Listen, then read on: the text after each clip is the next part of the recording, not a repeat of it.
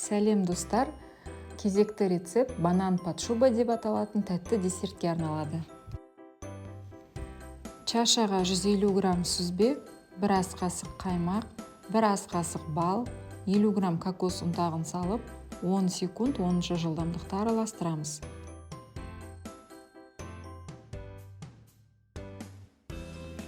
Чаша қабырғаларынан сүзбелі массаны төмен түсіріп, тағы да 30 секунд 6 жылдамдықта араластырамыз.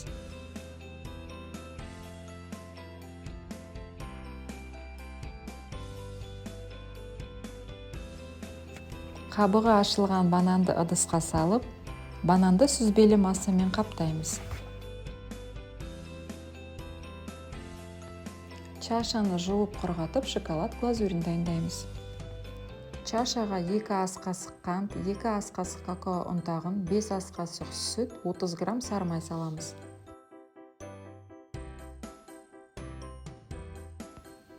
Бес минут 100 градус бірінші жылдамдықта дайындаймыз. Дайын болған шоколад глазурін салқын жерде 15-20 минут суытып аламыз.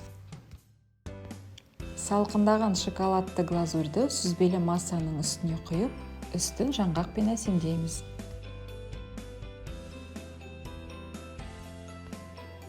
Осы сүзбелі десертті жасауға кеңес беремін.